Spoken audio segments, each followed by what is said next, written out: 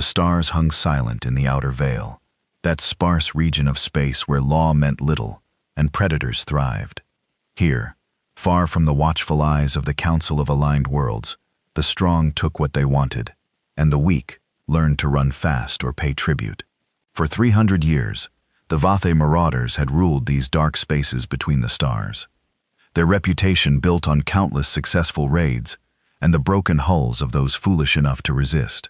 Chief Krelnax stood on the command deck of his flagship, the Void Talon, watching his prey drift closer on the tactical display.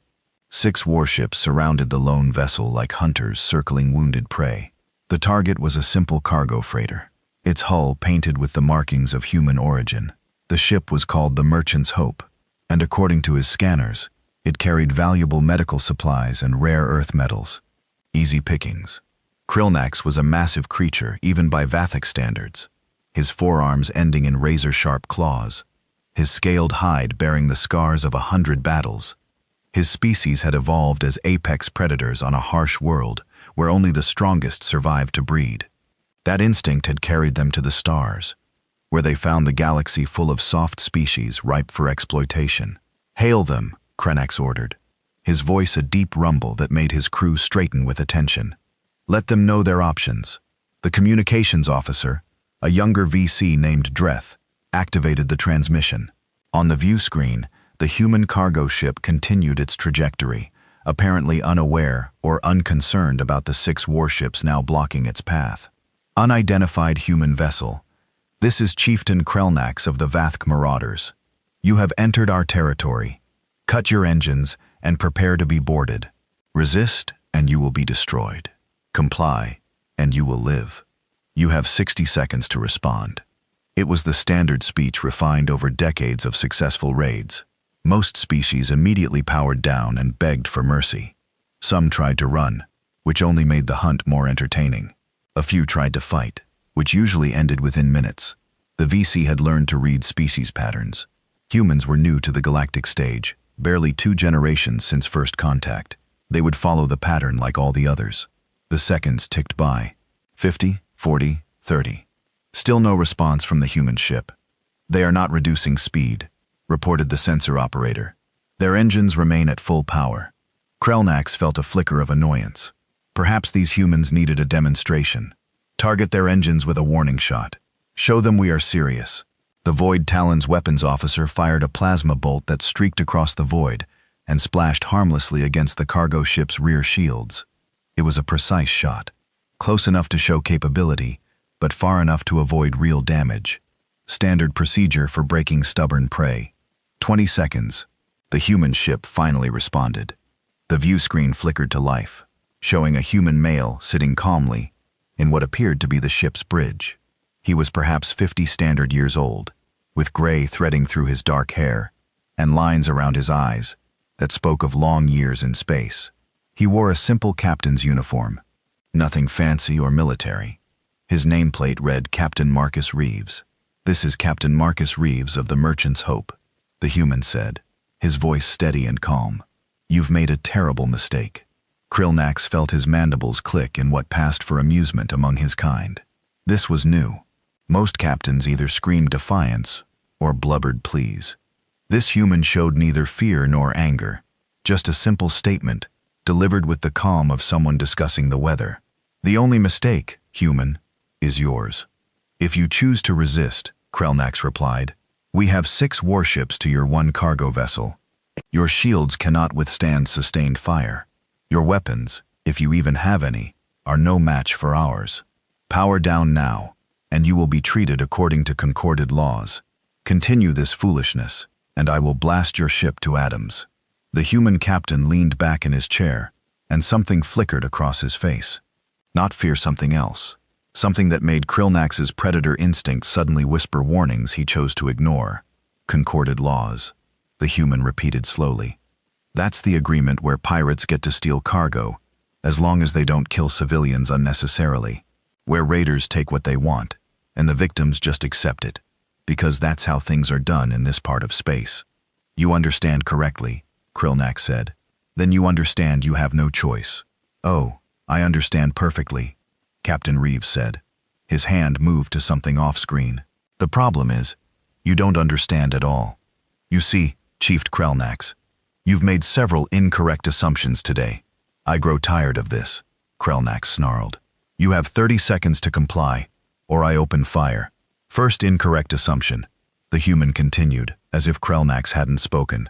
"You assumed we would follow your concordant laws. Humanity never signed that agreement. We don't recognize it." 20 seconds. Second incorrect assumption. Captain Reeves's voice remained perfectly calm, almost conversational. "You assume this is just a cargo ship." 10 seconds. Third and final incorrect assumption. The human captain's eyes hardened and his voice dropped to something cold and sharp. "You assumed humans are like other species you've hunted. We're not. Time is up. Weapons target their sets. You should have checked which species you were ambushing," Captain Reeves interrupted. Then he smiled, but there was no humor in it. Fire. The merchant's hope transformed. Panels along the hull that appeared to be simple cargo sections suddenly split apart and folded back. Hidden weapons emerged from concealed bays. What had looked like standard shipping containers were actually disguised missile launchers. The simple cargo freighter revealed itself to be something else entirely. A Q ship, a wolf in sheep's clothing. All ships evasive action. Krelnax roared, but it was already too late. The human ship opened fire with weapons that made the Vath sensors scream in confusion. Not plasma, not lasers, something else. Solid projectiles moving at incredible velocity, propelled by magnetic acceleration. Railguns, his tactical officer would later tell him, if any of them survived to write a report. The first salvo hit the raiding ship Crimson Fang, before its captain could even process what was happening. The Valk shields designed to deflect energy weapons did almost nothing against solid metal traveling at relativistic speeds. The projectiles punched through the shields like they weren't there, tore through the hull, and detonated inside the ship. The Crimson Fang broke apart in a chain of explosions that painted the void with fire and debris. "Return fire," Krelnax screamed. His ships tried. Plasma bolts and particle beams lanced toward the human vessel, but the merchant's hope was already moving. It accelerated hard, pulling maneuvers that should have been impossible for a ship that size. The human vessel twisted and rolled, evading fire with precision that spoke of Militara engines and structural reinforcement hidden beneath that cargo ship exterior. The second wave of human weapons launched. Missiles, dozens of them, more than should have been possible to fit inside that hull. They didn't fly in straight lines like Vathic torpedoes. They split apart, multiplied, came from different angles. Each missile moved independently, adjusting course, adapting to countermeasures. The raiding ship, Shadow Strike, took hits from 6 different vectors simultaneously. Its shields collapsed. Its hull ruptured. The ship's reactor went critical and vaporized in a flash that briefly outshone the distant stars. "Retreat. All ships, retreat," Krelnax ordered, his pride forgotten in the face of this impossible threat. But the human ship wasn't done. A third ship, the Bloodrinker, tried to break away, but found its engine suddenly offline. Some kind of electromagnetic pulse had disabled its primary systems. The merchant's hope closed the distance in seconds and fired again. This time, precise shots that crippled rather than destroyed. The Bloodrinker went dark, drifting helplessly. 3 ships down in less than 2 minutes. Krelnax's remaining ships scattered, abandoning all formation, each captain thinking only of survival. The Void Talon turned hard, its engines screaming as Krelnax pushed them beyond safety limits. "Status," he demanded. 3 ships destroyed, 1 disabled, his tactical officer reported, his voice shaking. "The human ship is pursuing. Chief, our shields are at 70% and falling. Whatever weapons they're using, our defenses aren't designed for this." On the view screen, the human captain's face appeared again. Still calm, still collected. "This is Captain Reeves. To all Vathic vessels, you have 1 chance to surrender. Power down your weapons and engines immediately. You will be boarded and detained. Resist, and you will be destroyed. This is your only warning. Never," Krelnax roared. "We are Vathic. We are." His words cut off as new sensor contacts appeared on the tactical display. More ships. Human ships. 3 of them. Smaller and faster than the merchant's hope. dropping out of some kind of stealth field that had concealed them completely. The sensor officer's voice cracked with panic. "Chieftain, 3 human warships just appeared. They're flanking our retreat vector. We're surrounded." Krillnak stared at the tactical display in disbelief. This had been a trap. From the very beginning, this had been a trap. The cargo ship had been bait, and he had taken it eagerly. Now the hunters had become the hunted. The 3 new ships had transponder codes: Retribution, Reckoning, and Reprisal. They were corvettes, fast attack ships, bristling with weapons. They moved with a coordination that spoke of professional military training, cutting off escape routes, herding the remaining VAT ships like prey animals. "Orders, Chieftain?" his weapons officer asked, but Krellnax heard the defeat in his voice. For 300 years, the Va had been the apex predators of the Outer Veil. They had raided thousands of ships, taken tribute from dozens of species, and built an empire on fear and violence. And in less than 3 minutes, a single human cargo ship had shattered that empire like glass. "Power down weapons," Krellnak said quietly, the words tasting like ashes in his mouth. "Prepare to be boarded." As his crew reluctantly followed his orders, Krellnax understood something that would soon spread throughout the galaxy. Humans didn't follow the old rules. They didn't accept the way things had always been done, and most importantly, they didn't forgive those who attacked them. The galaxy had spoken in fear for centuries, accepting piracy and raids as simply the way of things. Humanity had just spoken in fire, and everything was about to change. The boarding happened with brutal efficiency that left Krellnax feeling like prey for the first time in his long life. Human Marines breached the Void Talon's airlocks in armored suits that made them look like walking tanks. They moved through his ship with weapons raised, clearing corridors with practiced precision. No shouting, no chaos, just cold professional efficiency. Krillnax and his bridge crew were secured in less than 10 minutes. The humans used some kind of fast hardening foam that locked his forearms to his sides, rendering his natural weapons useless. They handled him without fear, without hesitation. One of the Marines, a woman whose nameplate read Sergeant Chen, looked him directly in his multi-acided eyes and spoke through a translator. "You're under arrest for piracy, attempted murder, and about a dozen other charges. We'll explain in detail later. You have the right to remain silent, though I doubt you will move." The holding area where they took him was a converted cargo bay on one of the human corvettes, the Retribution. Other VC warriors from his fleet were already there, looking as defeated as Krillnax felt.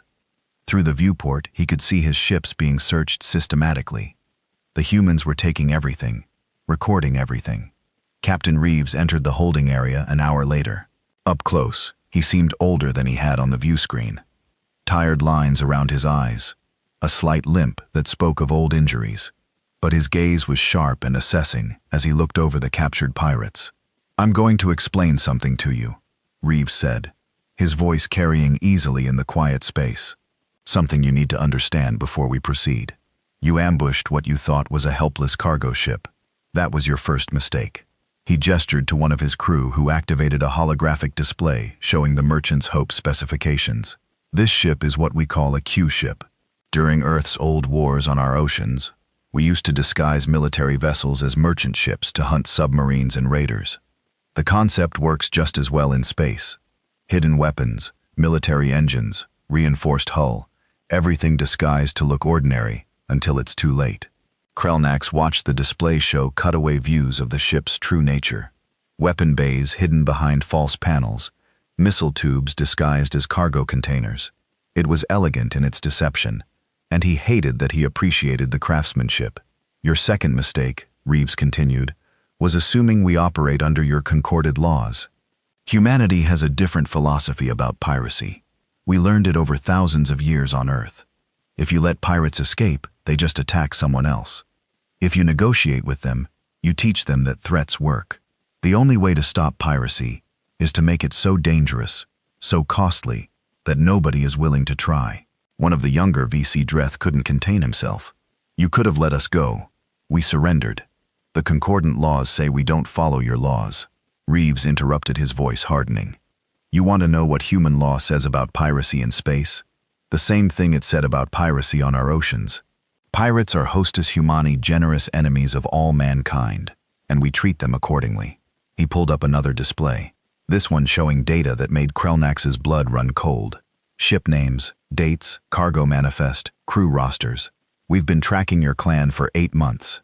Reeves said this. He pointed to the display. This is every ship you've raided in the past 5 years. 127 vessels from 14 different species. 342 beings killed when they resisted. Thousands more traumatized. Billions of credits and stolen goods. Krelnax stared at the data. It was all there. Every raid, every kill, every piece of stolen cargo. How had they gathered this information? How long had the humans been watching?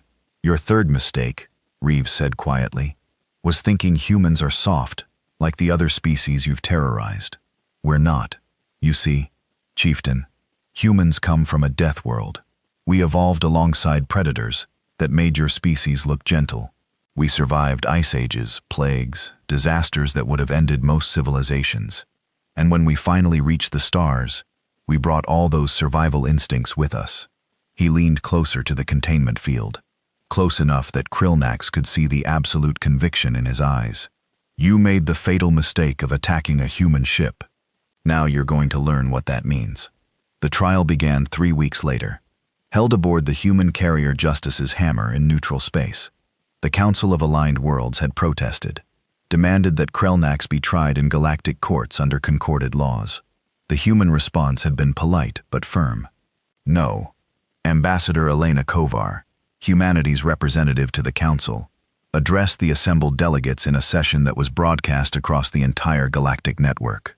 The chamber was massive, designed to accommodate representatives from dozens of species. Insectoid Shalara delegates stood next to floating gas whirlons. Reptilian Sorinth shared space with crystalline prismatics. All of them watched as the human ambassador took the central podium. Elena was in her 60s, her hair silver, her posture straight despite her age. She had been a military officer before becoming a diplomat, and it showed in the way she carried herself. Honored delegates, she began, her voice amplified through the chamber's translation systems. I understand many of you are concerned about humanity's actions regarding the Vathic raiders. Some of you have called our response excessive. Some have suggested we violated the concorded laws. I'm here to address those concerns directly. A holographic display materialized above her, showing the ambush from multiple angles. The recording had been compiled from the Merchant's Hope sensors, and the battle footage from the engagement.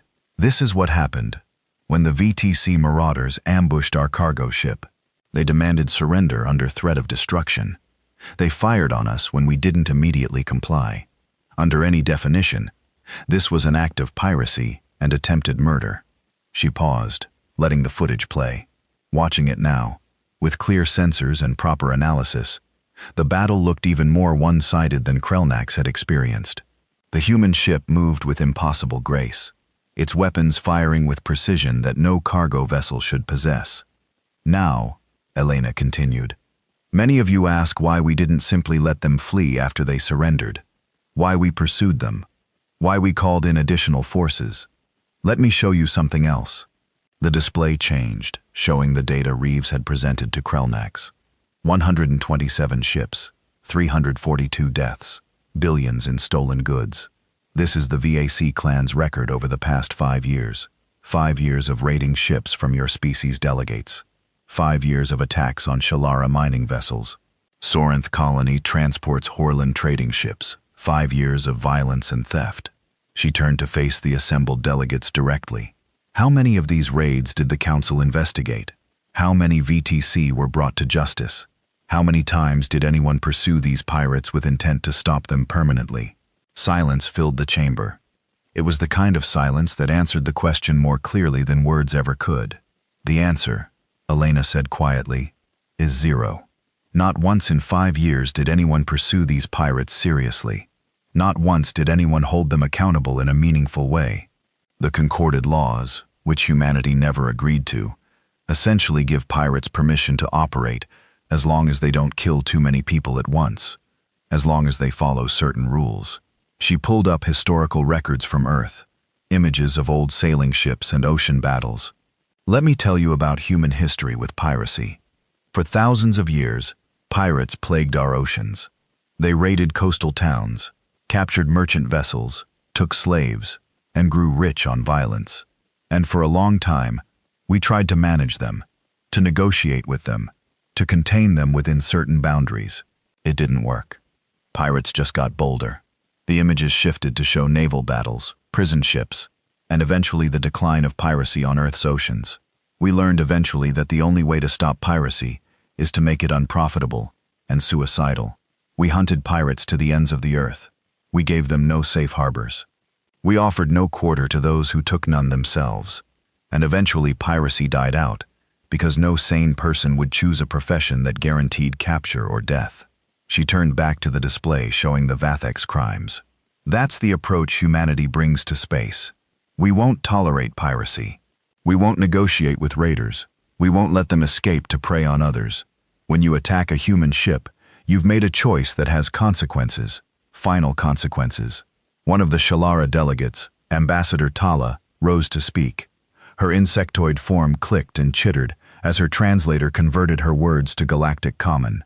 Ambassador Kovar, with respect, your methods are excessively violent.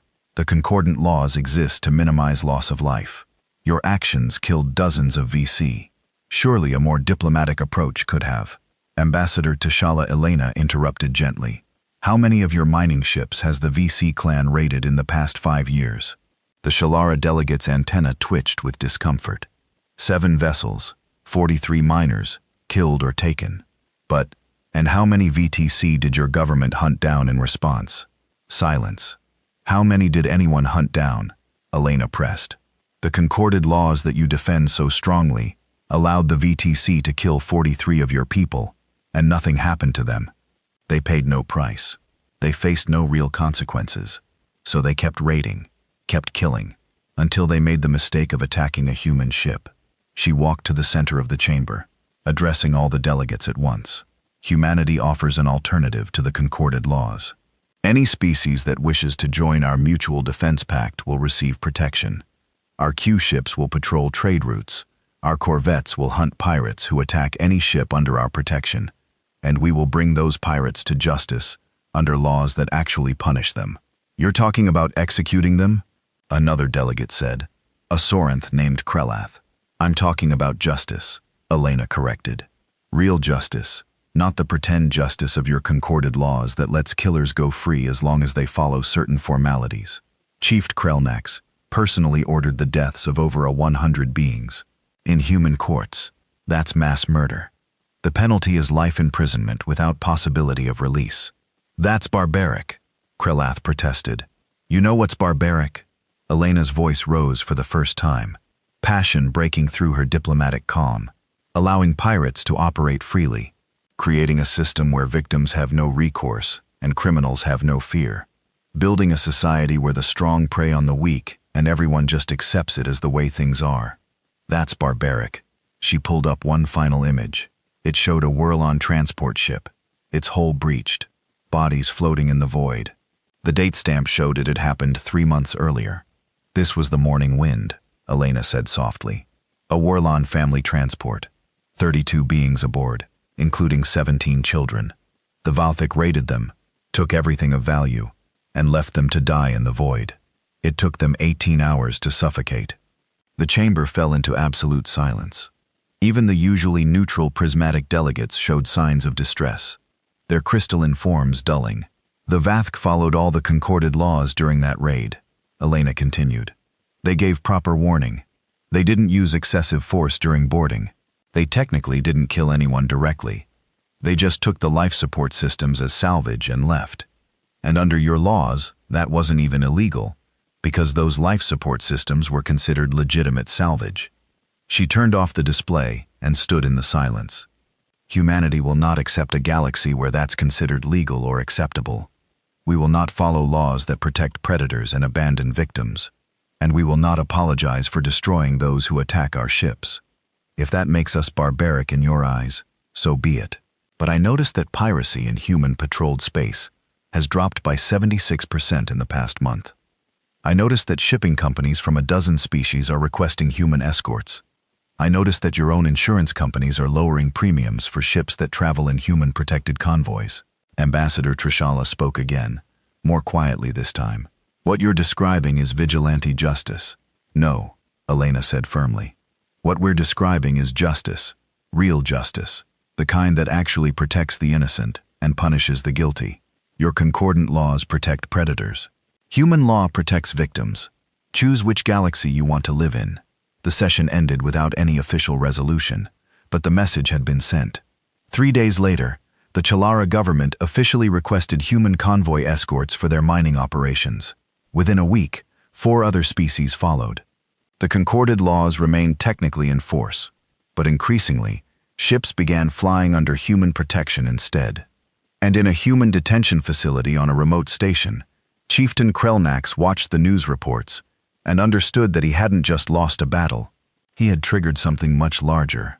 The galaxy's old rules were crumbling, and humanity was writing new ones in fire and determination. The age of easy piracy was ending. The age of human justice was beginning. The footage spread across the galactic network like wildfire through dry grass. Every species with access to faster-than-light communication received the recording within days. The battle between the Merchant's Hope and the Vatiessa Raiders was replayed endlessly on news feeds, analyzed by military experts, and discussed in frightened whispers in stations across known space. On the Vathic fortress moon of Koresh, deep in the unregulated zones where the Council's authority meant nothing, the Grand Conclave gathered in emergency session. The chamber was carved from stone, ancient and imposing, lit by burning braziers that cast dancing shadows across the assembled clan leaders.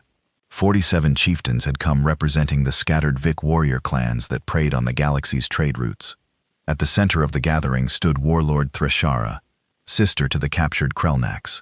She was larger than her brother had been, her forearms ending in claws that had taken hundreds of lives in personal combat.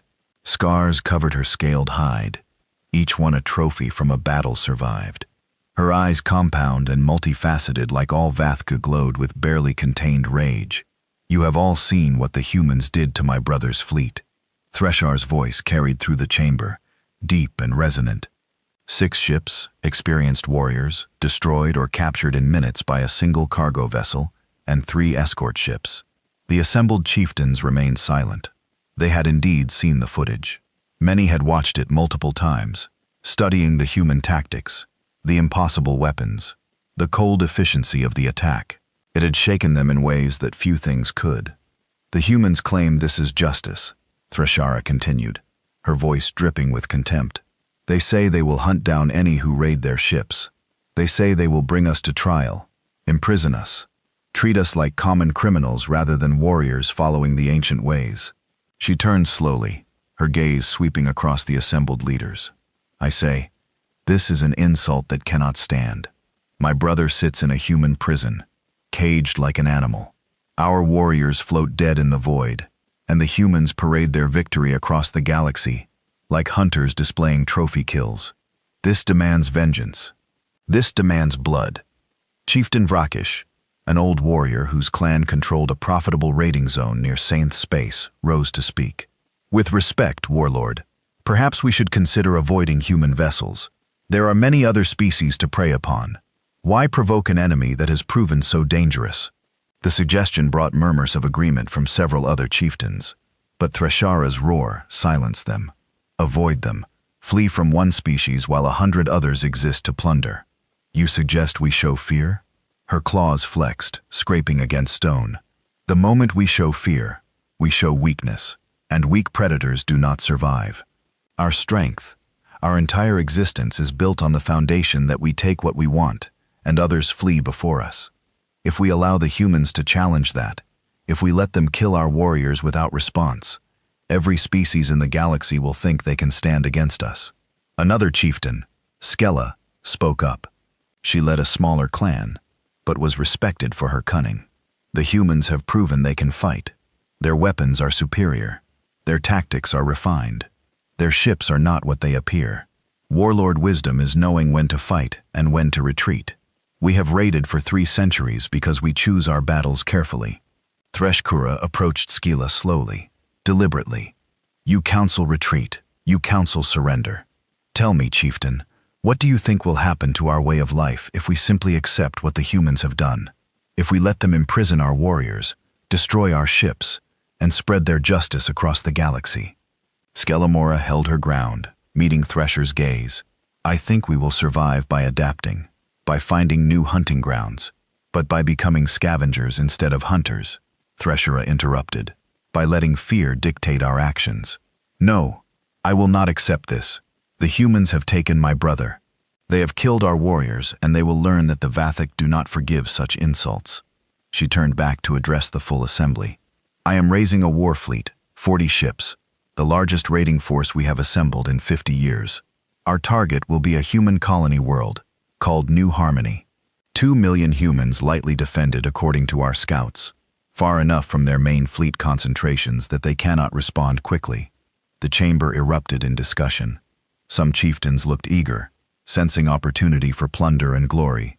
Others looked troubled, seeing only danger in provoking the humans further. We will strike hard and fast, Thresher continued, her voice rising above the chatter. We will take what we want. We will show the galaxy that attacking Vathic warriors has consequences, and we will demonstrate that no species, not even these dangerous humans, can stand against the full might of our united clans. Brakesh rose again, his old voice carrying weight. And if it's a trap, the humans use their cargo ship as bait. What makes you think this colony isn't also bait? Thresher's laugh was harsh and grating. Our scouts have watched New Harmony for weeks. The defenses are minimal. 2 patrol ships, 1 defense platform. The humans are spread thin across their territory, trying to protect too many places at once. It's a target of opportunity. Or a trap, Vakesh insisted. Then we spring it, Thresher snarled. And we show the humans that even their traps can be broken by overwhelming force. 40 ships, chieftain. Even with their superior weapons, they cannot stand against 40 ships. The vote was called. 28 chieftains pledged ships to the warfleet. 19 abstained, choosing to watch and wait. None voted directly against it, not wanting to be seen as cowards. As the conclave dispersed, old Vrakesh approached Skalura in one of the chamber's side passages. This is madness, he said quietly. Thresher lets her rage cloud her judgment. The humans destroyed 6 ships with 4 vessels. What makes her think 40 VC raiders can succeed where 6 failed? Skelia's expression was troubled. She may be right about one thing. If we show fear, if we retreat without responding, our reputation crumbles. The Vic have ruled these territories through strength and fear. Take away the fear, and we're just another minor species scrambling for scraps. Better to scramble for scraps than to fly directly into a human trap. Is it? Skelia turned to look at him. I'm not sure anymore. Perhaps we're already dead, and just don't know it yet. The galaxy is changing, old friend. The humans are changing it. The question isn't whether we can stop that change. The question is whether we can survive it. The war fleet assembled over the next 2 weeks. 40 ships of various sizes, from small raiders to massive clan battleships. Threshkara commanded from her flagship, the Blood Reaver, a ship that had participated in hundreds of successful raids over its 30-year service life. The hull was decorated with kill markers, each symbol representing a ship taken or destroyed. The fleet's destination was kept secret until the last moment. Only Threshkara and her most trusted officers knew the target coordinates. On the day of departure, she broadcast to all ships simultaneously. Warriors of the VAC, today we reclaim our honor. Today we show the humans and all the galaxy that we are not prey. We are predators. We are death itself, riding the void. Follow me to glory. The fleet jumped to hyperspace in a coordinated formation. The journey to New Harmony would take 3 days. During that time, Threshara refined her battle plans, studied the intelligence reports, and prepared for what she expected to be a glorious victory. On the 3rd day, the fleet emerged from hyperspace at the edge of the New Harmony system. The colony world hung before them, a blue and green jewel orbited by a single small moon. Scans confirmed the intelligence. 2 human patrol ships, light corvettes by their configuration, 1 defense platform in geosynchronous orbit above the main settlement. Minimal defenses for a world of 2 million inhabitants. It's perfect. Threshkara's second in command, a warrior named Kresh, said with satisfaction. We can take this world easily. Thresher felt the same eagerness, but something nagged at her instincts. Old Vesh's words echoed in her mind. What if it's a trap? She studied the sensor readings more carefully. The patrol ships weren't running. They held position near the defense platform as if waiting. The colony's shields were active but not at full power. No evacuation was underway. The civilian vessels in orbit continued their normal routines, as if 40 warships hadn't just appeared at the system's edge. "They're not afraid," Crash observed, puzzlement in his voice. "Why aren't they afraid?" Threshar's instincts screamed warnings, but pride and rage overrode them. She had come too far, gathered too many ships, made too many promises of glory. Retreat now would be unthinkable. "Open a channel to the colony," she ordered. "Let them hear what happens to those who imprison VC warriors." The communications officer established the link. On the view screen, a human appeared. Not military, but a civilian administrator. A woman in her 40s with tired eyes and brown hair pulled back in a simple style. Her nameplate identified her as Governor Sarah Chen. "This is New Harmony," Governor Chen said calmly. "You're in violation of human territorial space. State your business or leave immediately." Thresher leaned forward, her massive form filling the view screen from the human's perspective. "I am Warlord Thresher of the Vaclans. You hold my brother, Chief Krelnax, in your prisons. You killed our warriors. You insulted our honor. Today, you pay for those crimes. Evacuate your world, or watch it burn. You have 1 hour." Governor Chen's expression didn't change. No fear, no panic, just a slight nod, as if confirming something she had expected. "I see. So, you're choosing to attack a civilian colony world to protest your brother's legal imprisonment for piracy and murder. That's certainly a choice. Your sarcasm will die with you, human." Threshold. 1 hour? "I don't think we'll need an hour," Governor Chen said. Then she smiled, and it was the same smile Captain Reeves had worn in the moments before destroying Krelnax's fleet. "Admiral, they're all yours." The transmission cut off and Thresh-Kura's blood ran cold. "Admiral? What admiral?" "Sensor sweep," she roared. "Full spectrum. Find the sensors lit up like festival fireworks. Ships, dozens of them emerging from behind the colony's moon, dropping stealth fields that had hidden them completely. Not small patrol ships, capital vessels, a human carrier, battleships, cruisers, and more of those fast attack corvettes that had destroyed her brother's fleet. The trap snapped shut around them. All ships battle formation. Thresher screamed, but her voice carried panic now instead of confidence. A new voice came over the communications channel, male, calm, carrying absolute authority. "This is Admiral James Chen of the 5th Expeditionary Fleet. Vafa vessels, you are surrounded and outgunned. Power down your weapons and engines immediately. Surrender and you will be treated according to human law. Resist and you will be destroyed. This is your only warning." Threshara stared at the tactical display, showing 40 human warships arranged in a perfect encirclement. She looked at her own 40 ships, raiders, and pirates, suddenly facing a professional military force, and she understood that Vrakesh had been right. This had been a trap from the beginning. The humans had known they would come, had wanted them to come, had prepared this ambush with the same cold efficiency they had shown in every encounter. But Threshara was not her brother. She would not surrender to these soft prey animals who thought they could dictate terms to Vic warriors. "All ships," she broadcast to her fleet, "prepare for combat. We are Vic. We do not yield. We do not surrender. Today, we show these humans what it means to face true warriors." She cut the transmission and looked at her bridge crew. Some showed determination. Others showed fear. "I'll look to her for leadership. Full speed ahead." Thresher ordered. "Target the human carrier. If we can destroy it, the smaller ships will fall apart. All ships follow the Blood Reaver. We break through their lines or we die trying."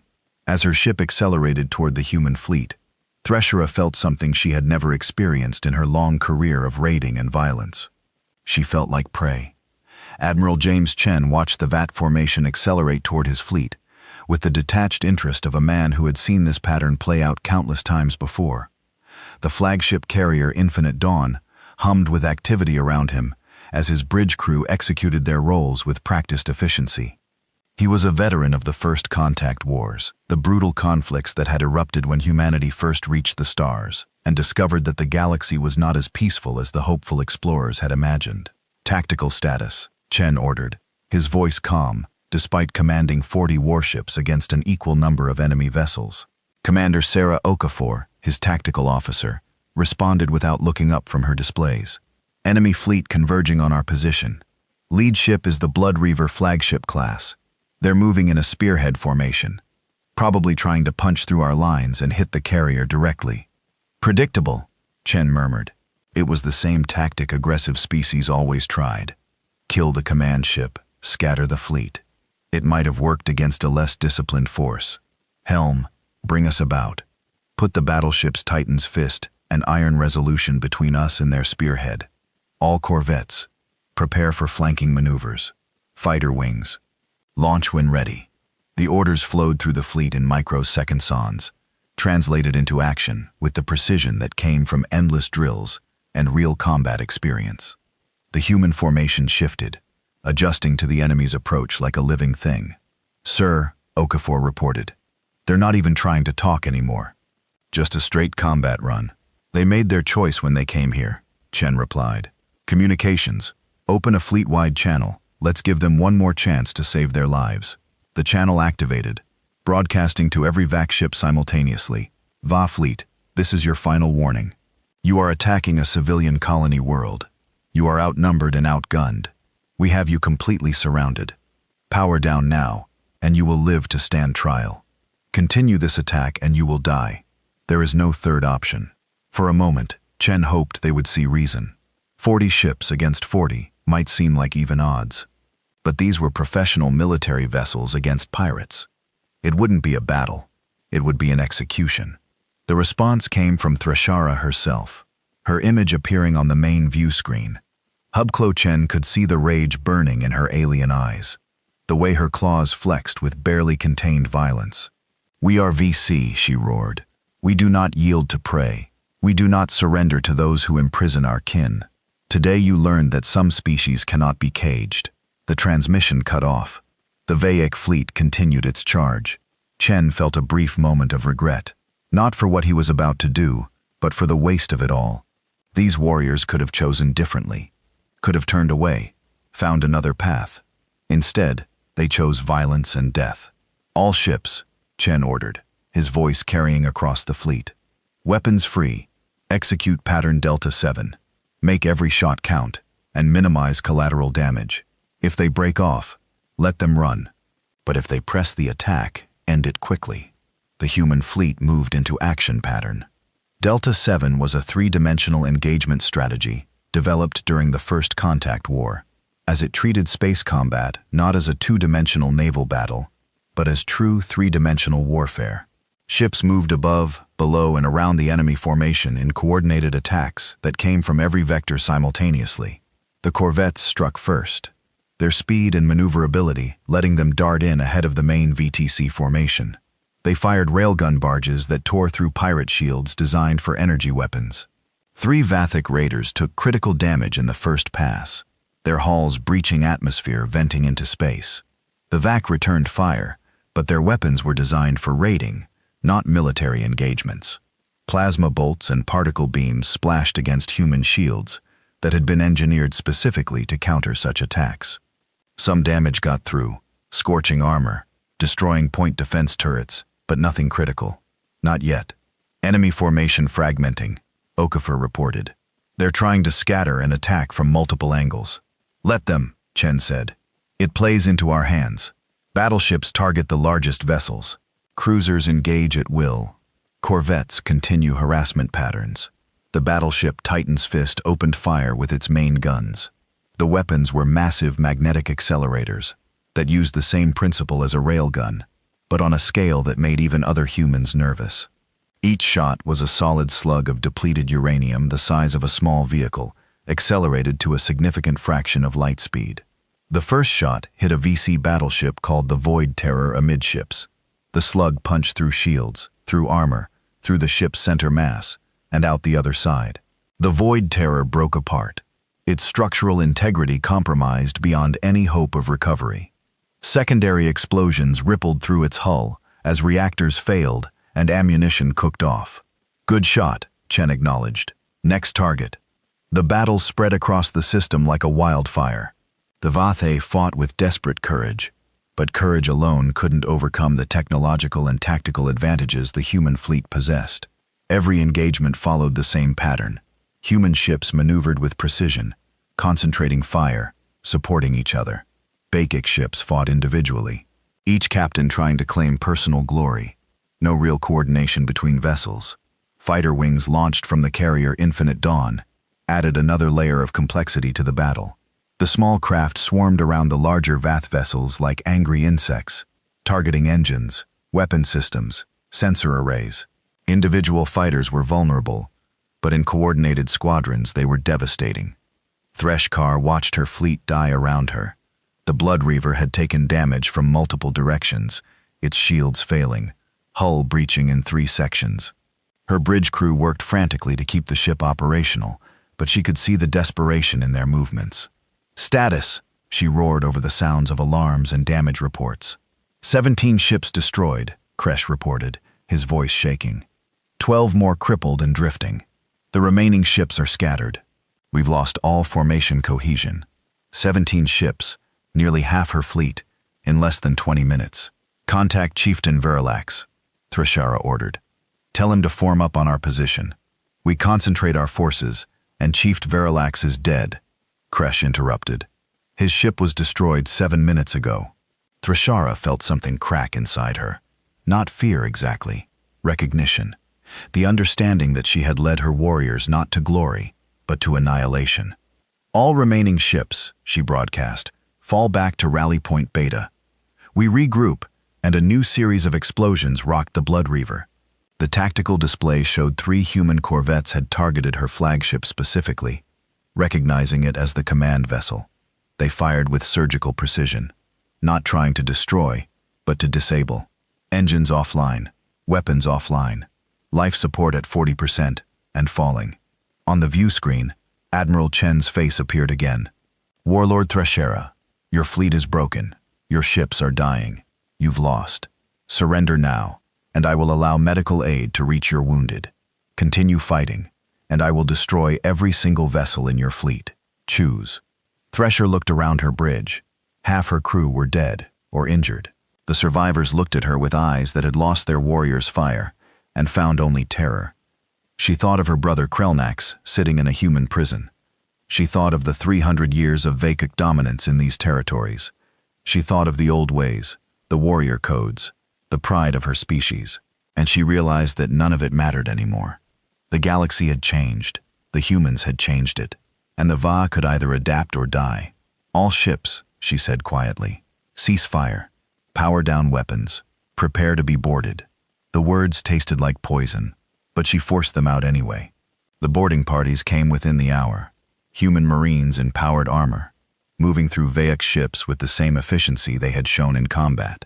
Medical teams followed immediately behind, treating wounded from both sides with equal care. It was that last part that confused Threshkara the most. Why heal warriors you had just defeated? Admiral Chen came aboard the Blood Reaver personally, escorted by a squad of Marines, but walking without fear into a ship full of enemy warriors. He found Threshara on her bridge, still bound by the containment foam that had replaced chains in human prisoner handling. "You fought well," Chen said, his tone respectful rather than mocking. "Your warriors showed courage. If you had been better coordinated, if you had better intelligence, this might have gone differently." "Don't patronize me," Thresher snarled. "You ambushed us, used our rage against us, set a trap, and we walked into it like fools." "Yes," Chen agreed simply. "We did, because that's how you win wars. Not through honor or glory or individual courage, through intelligence, preparation, and overwhelming force applied at decisive moments." He pulled up a holographic display showing the battle from multiple angles. "You lost this battle before it started. We've been monitoring VAC communications for months. We knew about your conclave. We knew you would want revenge for your brother. We evacuated New Harmony civilian population 3 days ago and replaced them with military personnel. The governor you spoke to is actually a Marine Corps colonel. This entire operation was designed to draw out your warfleet and destroy it in a single engagement. Thresh listened with growing horror. Every detail had been planned. Every move anticipated. The humans hadn't just defeated the Vathic. They had manipulated them, predicted them, controlled them, like pieces on a game board. "Why?" she asked finally. "Why go to such effort? You could have just defended your territories.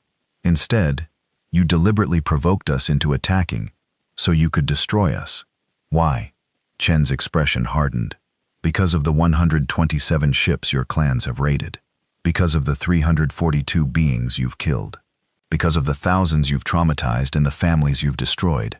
And most importantly, because if we didn't make an example of you, every other pirate clan in the galaxy would think they could keep doing what you've been doing." He leaned closer to the containment field, holding her. "You asked why we go to such effort. It's because humanity learned a long time ago that the only way to stop predators is to become the bigger predator. You wanted to teach us a lesson about Vatic strength. Instead, you've taught the entire galaxy a lesson about human determination." Threshar said nothing. There was nothing to say. "You and your surviving warriors will stand trial," Chen continued. "You'll face justice for every raid, every death, every act of piracy your clans have committed. Some of you will spend the rest of your lives in prison. Some of you may earn reduced sentences through cooperation and restitution, but none of you will ever raid another ship. The era of Vaothak piracy is over." He turned to leave, then paused. "For what it's worth, I am sorry it came to this. I don't take pleasure in killing, but I will do whatever is necessary to protect human lives and the lives of those under our protection. You chose to threaten those lives. This is the consequence." As Admiral Chen left the Blood Reaver, the cleanup operations continued across the system. 38 Vex ships destroyed or captured. 2 escaped into hyperspace before the human fleet could intercept them. Those 2 would carry the message back to the Vathi territories, would tell other clans what happened when you attacked humanity. The 5th Expeditionary Fleet began collecting the survivors, cataloging the captured ships, and preparing for the long journey back to human space, where trials would be held. Medical teams worked around the clock treating wounded Vathk, following human military doctrine that required humane treatment of prisoners, even when those prisoners had shown no such mercy to their own victims. And across the galaxy, on countless worlds and stations, beings of 100 different species watched the recordings of the battle, saw what happened when pirates tried to challenge human authority, saw the cold efficiency of human military power, saw the future taking shape before their eyes. The galaxy was changing, the old ways were dying, and humanity was writing the new rules in fire and determination. 6 months had passed since the Battle of New Harmony, as the engagement had come to be known across the galaxy. The recordings had been watched billions of times on the galactic network. Militaries from a dozen species analyzed the human tactics. Politicians debated the implications. And in the dark spaces between stars, where pirates had once operated with impunity, a new reality had taken hold. The Vac Fortress moon of Kesh was quiet now. The Grand Conclave had met one final time, after the 2 surviving ships returned with news of the fleet's destruction. Old Chieftain Vrakesh had spoken for 3 hours, explaining what everyone already knew, but few wanted to admit. The age of Vathic dominance was over. The clans could adapt or die, but they could no longer operate as they had for 3 centuries. The vote had been unanimous. The Vaxic would avoid all human-protected space. They would cease raiding operations in any system where human patrol ships might respond. They would, in effect, surrender their ancestral territories and retreat to the fringes where human influence had not yet reached. Some younger warriors had protested, calling it cowardice. Brakesh had silenced them with a simple question. How many ships are you willing to lose to prove your courage? None had answered. The Battle of New Harmony had cost the Van not just 40 ships, but something more precious. Their reputation, their aura of invincibility, the fear that had kept other species from resisting. That fear had been replaced by a different kind of fear. Not fear of the Va, but fear of what would happen if you attacked a human ship. The impact rippled across known space. In the 3 months following New Harmony, piracy rates dropped by 64% in human-patrolled sectors. In areas where human convoy escorts operated, it dropped by 91%. Insurance companies reclassified risk zones. Shipping companies resowed their fleets to travel through human space, even if it meant longer journeys.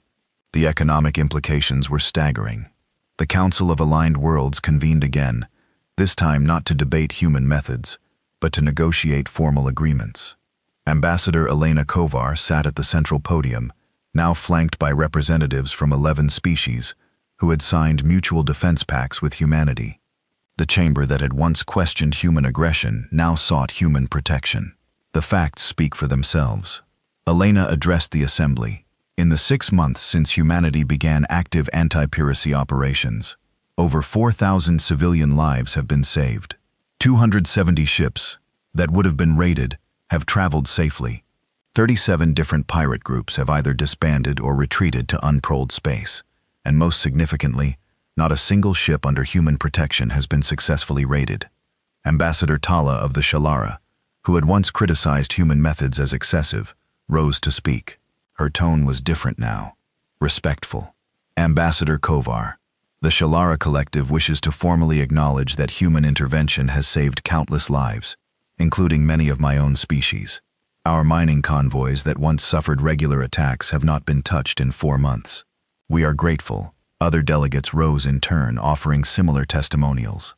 The Sorinth, the Warlands, the Creeth, even the usually isolationist prismatics acknowledged the positive impact of human patrols. But not everyone was pleased with the new order. Representative Kraveth of the Merchants Coalition, a trade organization representing hundreds of companies across multiple species, stood to voice concerns that others shared but were reluctant to express. Ambassador Kovar, while we appreciate the increased security, there are questions about the methods employed. Human Q ships operate under false transponders. Human forces use deception and ambush tactics. These are the same methods we condemn when pirates use them. How is this different? Elena had expected this question, had prepared for it. The difference, Representative, is purpose and law. Pirates use deception to prey on the innocent. We use it to catch predators. Pirates operate outside all legal frameworks. We operate under clear rules of engagement and military law. Pirates answer to no one. We answer to civilian oversight, international courts, and the fundamental principles of justice. She pulled up statistics showing before and after comparisons. You ask how it's different? Here's how. Before human intervention, a civilian cargo ship in the Outer Veil had a 37% chance of being raided during a standard 6-month route. That's more than 1 in 3 ships attacked. Today, that number is down to 4%. And of that 4%, 90% of attacks are stopped before any casualties occur because human response times are measured in minutes, not hours or days. Kraft persisted. But at what cost? You've killed thousands of pirates, imprisoned tens of thousands. Some say human prisons are too harsh, that your sentences are too severe. We've killed those who chose violence over surrender, Elena corrected. Every engagement begins with an offer to stand down peacefully. Those who accept go to trial and face justice. Those who refuse face the consequences of their choice. As for our prisons and sentences being harsh, I would ask you to compare them to the fate of those your concordant laws failed to protect. She displayed an image that had become infamous across the galaxy. The Whirl family transport the Morning Wind drifting in space with all hands dead. 17 children died on that ship. Under your concorded laws, their killers faced no consequences because they followed the technical rules of engagement. Under human law, their killers are serving life sentences. You tell me which system is harsher. The chamber fell silent. The image of the Morning Wind had become a symbol of everything wrong with the old system. A visual reminder of why change had been necessary. The debates continued for another week, but the outcome was never in doubt. By the end of the session, 6 more species had signed mutual defense agreements with humanity. 3 others requested formal military training from human advisors. The galaxy was reorganizing itself around a new paradigm, and humanity stood at its center. But not everyone accepted the new order peacefully. Deep in the Kurt Nebula, far from council oversight or human patrols, the remnants of various pirate factions gathered for their own conclave. Over 200 ships representing a dozen different raiding groups. They came from different species, different motivations, but united by a common concern. Humanity was destroying their way of life. The gathering was organized by a Sorinth pirate lord named Scareth, whose clan had operated in the nebula's dense gas clouds for decades. He was old, scarred, and cunning enough to have survived long before humans arrived on the galactic stage. "They've driven us from our territories," Scareth hissed to the assembled captains. "They've destroyed our fleets. They've imprisoned our warriors.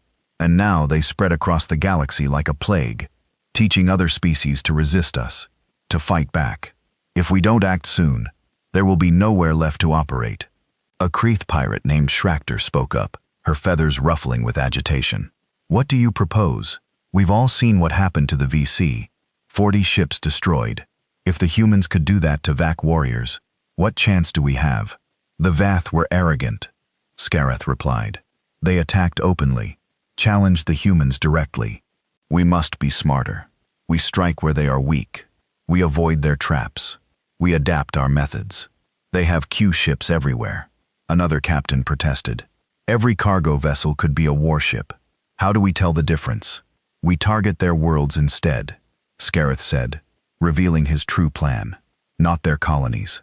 Those are defended, but their relay stations, their refueling depots, their scientific outposts, small facilities with minimal defenses, but critical infrastructure. We hit those, disrupt their operations, force them to spread their forces thinner, make it too expensive for them to maintain their patrols."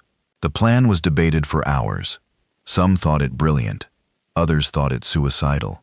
But eventually, a consensus emerged. They would try Scareth's strategy. Launch coordinated raids against multiple human facilities simultaneously. Show that humanity couldn't protect everything everywhere. The raids launched 3 weeks later. 12 different targets across 6 systems, small human outposts, research stations, and communication relays. The pirates hit fast and hard, using tactics designed to avoid the long engagements where human military advantages would matter. Get in, 'cause damage. Get out before response forces arrived. 7 of the raids initially succeeded. Facilities were damaged or destroyed. Some human personnel were killed or captured. The pirates retreated into the dense nebula before human patrols could respond, believing they had proven that humanity wasn't invincible after all. They were wrong. What the pirates didn't know was that humanity had been waiting for exactly this kind of response, had predicted it, planned for it. Every outpost had been equipped with advanced sensors that tracked not just the attack, but the escape vectors. Every facility had transmitted detailed data about ship signatures, weapons configurations, and tactical patterns before being destroyed. Admiral Chen, now in command of the Anti-Piracy Task Force, reviewed the data from his flagship. He had known the pirates would adapt eventually. Any intelligent predator did, but adaptation worked both ways. Analysis, he ordered his intelligence officer, Commander Marcus Gray. "We have clean tracking data on all 12 raiding groups, sir," Gray reported. The attacks were coordinated but not centralized.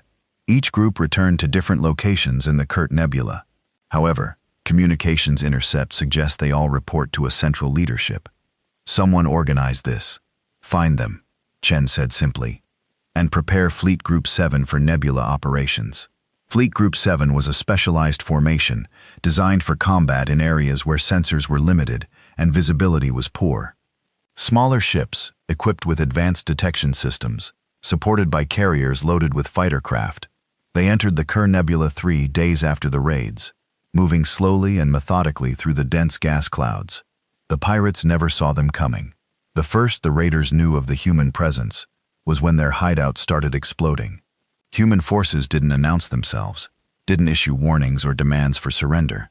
They had tracked every pirate who participated in the raids back to their bases and hit them all simultaneously in a coordinated strike that made the Battle of New Harmony looked merciful by comparison. Scar watched his command center burn around him as human marines breached the station's defenses. He had been so clever, so careful, and yet the humans had found him anyway, had tracked him through a nebula that should have hidden any signatures. The Marine who took him into custody was professional, but not gentle. "Scar, you're under arrest for piracy, murder, and terrorism against civilian targets. This time, no trials, no delays. You hit our civilians, so we're classifying you as enemy combatants, not pirates. That's a military tribunal, and a rope." The words were delivered without emotion, just cold fact. Scareth understood then what many others were learning across the galaxy. You could raid human ships and face prison, but if you attacked human civilians, if you crossed that line, the response was swift and final. The Kurt Nebula operation lasted 2 weeks. When it was done, 37 pirate bases had been destroyed. Over 400 pirates captured or killed. The nebula that had been a haven for raiders for decades was now empty except for the wreckage. The message spread faster than light-speeded communications could carry it. Don't attack human ships. Don't raid human facilities. And absolutely don't target human civilians. The consequences weren't trials or imprisonment.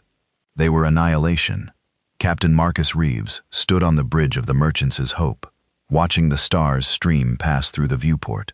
His ship had just completed another routine cargo run, traveling through sectors that 6 months ago would have been considered suicidally dangerous.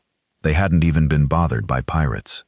Word had gotten around about what his ship really was, about what happened to those who attacked it. A chime announced a visitor to the bridge. Reeves turned to see a young ensign recently graduated from the academy. The ensign was Kreeth, one of the Avan species that had signed a mutual defense pact with humanity. His name was Shreya, and he had requested assignment to a human vessel specifically to learn from their methods. "Captain," Shreya said, his translator converting his chirping speech to clear English. "I've been reviewing the tactical logs from your engagement with the Va Raiders, the one that started all this. 6 months ago feels like a lifetime now," Reeves said, gesturing for the young Enane to join him at the viewport. "What about it?" "I don't understand why you fought so hard," Shreya admitted. "They offered to let you go if you surrendered your cargo. Your ship and crew would have survived. Standard practice under concorded laws. Instead, you chose to fight to call in support, to turn it into a major incident. Why risk so much over cargo that could be replaced?"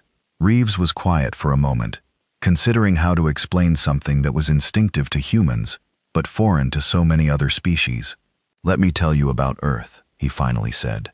"My homeworld for most of our history. We had no unified government. Hundreds of nations, thousands of tribes, all competing for resources.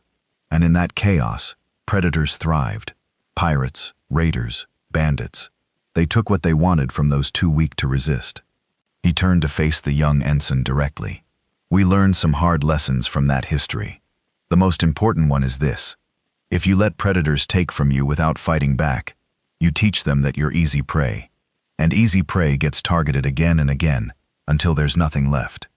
"But the concordant laws created a system," Shreya protested. "Rules that everyone followed. It minimized violence. It minimized resistance," Reeves corrected. "There's a difference. The concordant laws told victims to just accept being victimized, as long as the predators followed certain guidelines. It was a system designed by and for predators, not for the prey." He pulled up a display showing shipping routes, before and after human intervention. "Look at this. Before humans started active patrols, there were entire regions of space that civilian ships just avoided. Dead zones, where piracy was so common that trade simply stopped. Colonies that couldn't get supplies, medical shipments that never arrived, all because everyone accepted that piracy was just part of doing business in space. The display shifted to show current routes. Now look, trade has increased by 40% in the past 6 months. New routes are opening. Species that haven't had regular contact in decades are trading again. And why? Because we refuse to accept the old rules. Because we fought back hard enough that predators learned to leave us alone." Shrek studied the displays thoughtfully. But at what cost? Thousands dead. Entire pirate organizations destroyed. Some say humanity's response is disproportionate. Disproportionate to what? Reeves asked. To 300 years of Vakik raids. To the thousands they killed and enslaved. To the families destroyed by pirates who faced no real consequences. He shook his head. Our response isn't disproportionate, it's final. We're not trying to manage piracy or contain it. We're trying to eliminate it. And the only way to do that is to make it so dangerous that no rational being would choose it as a profession. And if they're not rational, Shrika challenged, if they attack anyway, Reeves's expression hardened, and his voice dropped to something cold and certain. Then the galaxy will be reminded why humans don't speak in fear. We speak in fire. We speak in action and consequences. We speak in the language that predators understand best. Overwhelming decisive force applied without hesitation or mercy to those who threaten the innocent. He turned back to the viewport, watching the stars. You asked why we fight so hard. It's because out here there are only two kinds of species: predators and prey. Humanity decided a long time ago which one we'd be, and we decided that we'd rather be the species that other predators fear than the species that lives in fear of them. Shri was quiet for a long moment, processing this. Finally, he asked the question that had brought him to this assignment in the first place. And if someone tests you again, if another species, another pirate group decides to challenge humanity, despite everything that's happened? Captain Marcus Reeves smiled, but there was no warmth in it. Just certainty. Just the absolute conviction of someone who knew exactly how that scenario would play out. Then we'll teach the lesson again and again, and as many times as necessary, until every species in this galaxy understands that attacking human ships, attacking our allies, attacking the innocent under our protection, is not a calculated risk. It's suicide. The words hung in the air between them. Shriya felt something shift in his understanding. This wasn't about revenge or conquest or even justice in the abstract sense. This was about creating a galaxy where civilian ships could travel without fear, where families didn't have to wonder if their loved ones would return from a simple cargo run, where the strong protected the weak instead of preying on them. I think I'm beginning to understand, Shriya said quietly. Good, Reeves replied, because that understanding is what's changing the galaxy. Not our weapons, not our tactics. The understanding that some species won't accept the way things have always been, that some species will fight back, will make it too costly, too dangerous for predators to operate. An alert chimed on the bridge. The communications officer, Lieutenant Harris, looked up from her station. Captain, we're receiving a distress signal. Civilian transport Shellera registry. They're under attack by unknown raiders. Distance, 43 light minutes. Reeves was already moving toward his command chair. Battle stations. Helm plot intercept course. Maximum acceleration communications. Inform the attackers that they have exactly one chance to break off and run before we arrive. Sir, Harris said, the raiders are already fleeing. The distress signal indicates they broke off the moment they detected our transponder. Reeves allowed himself a small, satisfied smile, then adjust course to assist the Shellera vessel, make sure they're okay, and escort them to their destination. As the merchant's hope changed course, Shriya watched the efficiency with which the crew moved. No panic, no uncertainty, just professionals doing a job they had practiced countless times. This was the new normal. This was the galaxy humanity was building. Captain Shriya asked, the raiders fled without fighting, without even seeing your ship, just from your transponder code. Doesn't that prove the system is working? That the message has been received? It proves the message is spreading, Reeves corrected. But working? We'll know it's truly working when we can decommission the Q ships, when we can send actual cargo vessels through these routes without weapons or escorts, because there simply aren't any pirates left to worry about. That's the goal. Not to be the biggest predator, but to create a galaxy where predators can't survive at all. Across the galaxy in the council chambers on the neutral world of Nexus Prime, the delegates were finalizing what would become known as the new Concordat. It was a complete replacement of the old concorded laws, written with human input and backed by human enforcement capability. The new laws were simple and absolute. Piracy was treated as the universal crime it was. No exceptions, no loopholes, no technical compliance that allowed raiders to operate legally. Any ship that attacked another vessel unprovoked would face immediate military response from any signatory force in range. Captured pirates would stand trial under strict guidelines that actually punished the guilty. More importantly, the new Concordat established a mutual defense network. Any species could join, regardless of size or military capability, in exchange for contributing what they could, whether ships, intelligence, or simply allowing patrol bases in their territory. They received the full protection of every other signatory. It was collective security on a galactic scale. Ambassador Elena Kovar watched the vote with satisfaction. 47 species voted in favor, 3 abstained, None voted against. The old system that had protected predators for centuries was officially dead, replaced by something that actually served the interests of peaceful civilizations. After the vote, Ambassador Tala approached Elena in the corridor outside the chamber. "Ambassador Kovar, I want to apologize," the Shalara delegate said, her translator converting her clicks and whistles. "When you first proposed these methods, I called them barbaric. I was wrong.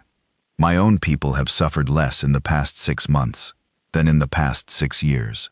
Our miners come home to their families. Our transports arrive safely because of what humanity has done." Elena smiled warmly. "No apology necessary, Ambassador. Your concerns were valid. What we proposed was a dramatic change from the way things had been done for centuries. It's natural to question that. The important thing is that we all work together to create something better. Still," Tala continued, "I wonder sometimes if the cost was worth it. So many died. Even pirates are living beings with families with histories." "They were," Lena agreed. "And they chose knowing the risks to attack others. Every single pirate who died in our operations was given a chance to surrender. Some took it and are alive today, serving their sentences, but alive. Others chose violence. We didn't make that choice for them." She gestured toward the chamber where the vote had just concluded. "As for the cost, consider the alternative. How many more ships would have been raided if we'd done nothing? How many more families destroyed? How many more children left orphaned? The cost of action was high, but the cost of inaction would have been higher." Trishala's antenna twitched, and what Elena had learned was the Shalara equivalent of a nod. "Perhaps you're right. My people have a saying. The hive that tolerates parasites will eventually be consumed by them. We tolerated pirates for too long. You showed us a better way." In the human sector on the military station Sentinel's Watch, Admiral James Chen received the news of the council vote with quiet satisfaction. His aide, Commander Okafor, stood beside him, reviewing the final casualty reports from the anti-piracy operations. "Final tally, sir," Okafor reported. "Over the 6-month campaign, 43 human military personnel killed in action, 162 wounded, 8 civilian casualties from the raids on our outposts.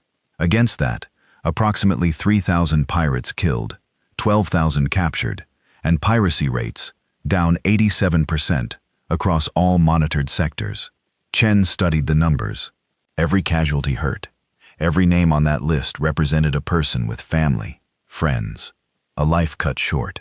But he also knew that the alternative would have been worse.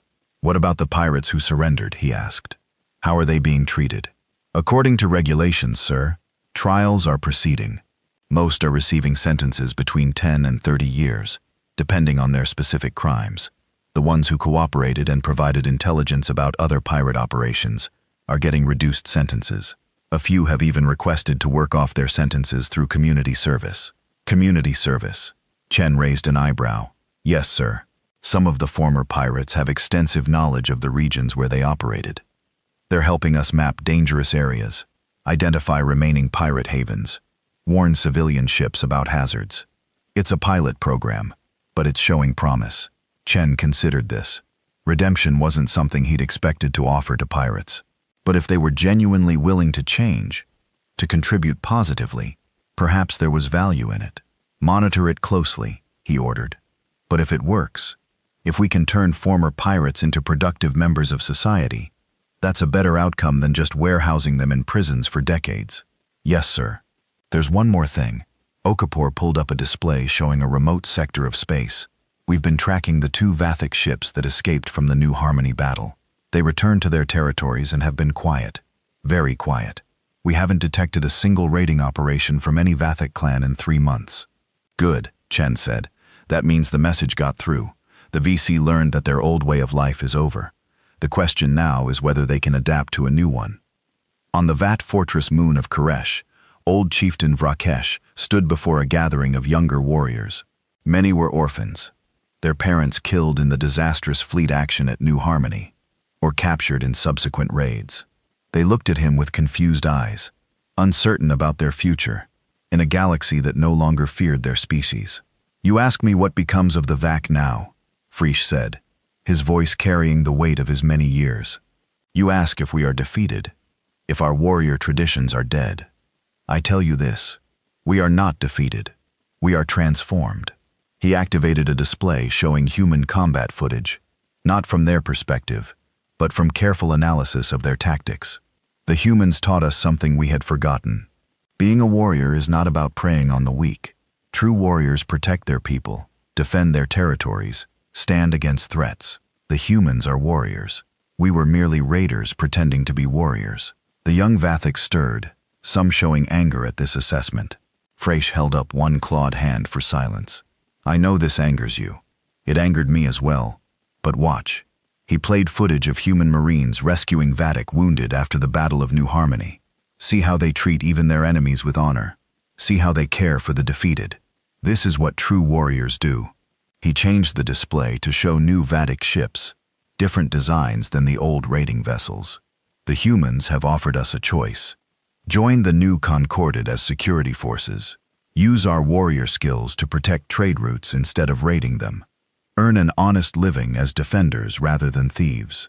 Some clans have refused and fled to the outer reaches. They will die there, clinging to the old ways until there's nothing left. He looked each young warrior in the eye. I have chosen differently. I have signed the treaty with the humans. We will train with them, learn from them, and eventually patrol alongside them. We will still be warriors, but we will be warriors with honor. Warriors who protect rather than prey. Warriors worthy of the title. The response was mixed. Some young Vathe looked thoughtful, considering this new path. Others looked betrayed, as if Rakesh had surrendered their heritage. He understood both reactions. Change was never easy, especially when it came from defeat. The choice is yours, Vesh concluded. Follow me into this new future, or follow those who cling to the past. But understand this, the galaxy has changed. The humans have changed it. We can change with it, or be left behind in extinction. I choose to survive. I choose to adapt. I choose to learn what true warriors do. Captain Marcus Reeves received the reports about the Vakak Treaty with interest. Some clans joining the new Concorded as security forces. It was an unexpected development, but one that made sense. The Va were natural warriors. Better to give them an outlet for those instincts that served society rather than destroyed it. Ensign Shriya entered the bridge with a datapad, his feathers sleek with excitement. Captain, you need to see this piracy statistics for the past week. Reeves took the pad and studied the numbers. Only 3 attempted raids across the entire monitored sector. All 3 raiders had fled when response forces arrived. 0 casualties, 0 losses, 3 attempts, Reeves murmured. 6 months ago, it would have been 3 dozen. The message is getting through. More than that, sir, Shri said. 2 of those 3 raiding groups have since contacted authorities requesting amnesty in exchange for information. They're giving up. Reeves felt something he hadn't allowed himself to feel in a long time. Hope. Not the desperate hope that things might get better, but the solid, grounded hope that came from seeing actual results. The galaxy was changing. Predators were learning that their old way of life was over. Good, he said simply. That's very good. An alert chimed. Another vessel decelerating from FTL. The sensors identified it as a Sorinth freighter civilian registry. They were hailing the merchant's hope. Put them through, Reeves ordered. A Sorinth captain appeared on the view screen, his reptilian features showing what Reeves had learned to recognize as relief. Captain Reeves, I wanted to thank you personally. Last month, my ship was raided by pirates in the Outer Veil. Your patrol group responded in 8 minutes and drove them off before they could breach our hull. You saved my crew, my cargo, and my livelihood. I just wanted you to know that it matters. What you do matters. Reeves felt the words hit him harder than he expected. For months, they'd been fighting, capturing, sometimes killing pirates. It was easy to lose sight of why they were doing it. This reminder, this simple thank you, from a civilian captain brought it all back into focus. You're welcome, Captain, Reeves replied. Safe travels. And remember, if you run into trouble again, we're just a distress call away. After the transmission ended, Reeves sat quietly for a moment. Sheikah stood nearby, sensing his captain's mood. That's why we do this, Reeves said, not really addressing anyone in particular. Not for glory or recognition, not even really for justice, though that matters too. We do it so that Captain can make his delivery, and go home to his family without fear, so that families can take transport ships without wondering if they'll arrive safely, so that the galaxy can be a place where hard work and honest trade can thrive. He turned to look at his young Enin. You asked earlier what happens if someone tests us again. Here's the complete answer. We respond with overwhelming force, because that's what creates security. But the goal isn't the fighting. The goal is reaching the point where the fighting isn't necessary anymore, where our reputation alone is enough to keep predators away, where ships like that Soren freighter can travel safely, because everyone knows attacking them brings consequences they can't survive. Shreya nodded slowly, understanding crystallizing. You're not trying to rule the galaxy. You're trying to make it safe enough that it doesn't need rulers. Exactly, Reeves confirmed. We're not conquerors. We're not empire builders. We're just people who refuse to accept a galaxy where might made right, and the strong preyed on the weak. And it turns out, when you fight back hard enough, when you make it clear you won't tolerate predators, others start fighting back too. The Shalara, the Sarinth, your people, the Kreeth, even some Vythic clans. He gestured to the star-filled viewport. 6 months ago, this galaxy spoke in fear. Civilians feared pirates. Weak species feared strong ones. Everyone accepted that violence and theft were just part of life in space. Today, things are different. Today, the galaxy is learning to speak in something else, in cooperation, in mutual defense, in the shared understanding that we're all safer when we protect each other. And if that fails, Shah asked. If cooperation isn't enough, Captain Marcus Reeves smiled. And this time, there was warmth in it, but also steel. The warmth of someone who believed in peace, but the steel of someone ready to fight for it. Then, humanity speaks in fire, he said quietly, and the galaxy listens. Every single time we speak in fire, and predators burn, and the innocent are protected. That's the promise we made when we joined this galactic community. That's the promise we'll keep as long as necessary. He stood, straightening his uniform. But I don't think it will be necessary much longer. The message is spreading. The old ways are dying, and something better is being born. A galaxy where civilian ships like ours can travel safely, where families can build lives without fear, where strength is measured not by who you can prey upon, but by who you're willing to protect. The merchant's hope sailed on through the stars. A simple cargo ship that was anything but simple. Behind it stretched a wake of changed policies, reformed pirates, and saved lives. Ahead lay more challenges, more threats, more predators, who hadn't yet learned the lesson, but they would learn, one way or another, peacefully or by force. They would learn because the galaxy had spoken in fear for far too long. Now humanity spoke in fire, and the age of predators was ending.